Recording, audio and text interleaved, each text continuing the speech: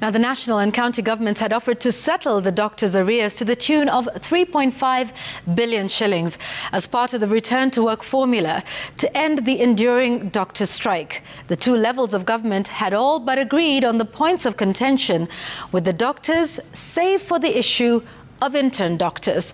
Brenda Wanga now takes us inside that return to work formula that has been turned down by the doctors. The return to work formula to be signed between the national government and the KMPDU and the county governments and the doctors' union would have been the culmination of a series of meetings called under the whole of nation approach to end the doctors' strike that marked its 41st day this evening. Madam Chair. The negotiations between the national, county governments and the KMPDU gave rise to two documents that the government had hoped would convince the striking doctors to once more grace the now empty hospital wards and attend to patients in public facilities. The union backtracked on the return to work formula that had been mutually settled. In the return to work formula agreement seen by Citizen TV, the national government, represented by the Ministry of Health, Kenyatta University Teaching and Research Hospital, Kenyatta National Hospital, Moi Teaching and Referral Hospital, Mathare and the National Spinal Injury Hospital, had agreed to settle the outstanding salary arrears owed to national government employees, subject to KMPDU supplying the list of the doctors in 15 days, while the county government employees would be paid the accrued arrears amounting to 3.5 billion shillings arising from the CBA of 2017 in 5 installments starting July this year. The government had also agreed to harmonize terms of service for doctors, settle the outstanding fees incurred by government-sponsored registrars from 2018 to date, provide a comprehensive medical cover for national government employees, and conclude pending CBAs as well as employ additional doctors. That all county-specific issues, as raised by the union, were adequately agreed upon. The return to work formula between the county governments and the KMPDU, on the other hand, had the counties committing to provide medical cover for their doctors, release doctors for postgraduate studies, employ more doctors based on availability of funds, initiate and coordinate the process of new CBA negotiations with county governments.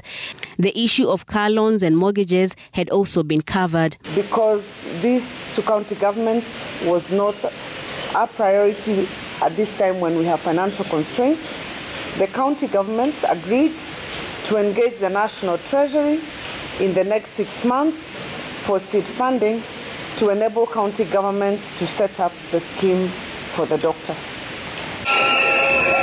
In return, the doctors were expected to call off the strike pending the determination of the contentious issues of intern posting and their remuneration.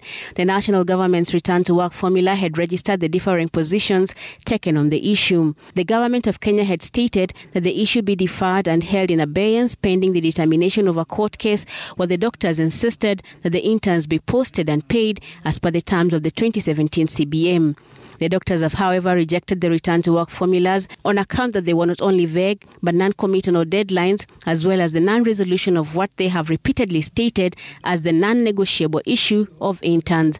And therefore, we may agree on many things, but then we don't agree on that. It becomes very difficult to really get a return to work formula because that is holding into the hearts of every doctor. And then they see if then the CBA is violated for these interns, then there's no doctor who is safe. So it's something that is quite critical for us. The Council of Governors, however, say there is more than meets the eye in the doctor's rejection of the return to work formula. So when the employees run away from the negotiation table, there is an indication that it's not just about engagement to bring back sanity. While the doctors turned down the offer from government, the clinical officers on the 23rd day of the national strike have equally refused the government's offer to have them resolve their issues at the county level. How many CBS can we have in this country? Can we have 47 different CBS? It can never happen, because then we will be sending the health sector into anarchy, because you can't have different terms. Brenda Wanga, Citizen TV.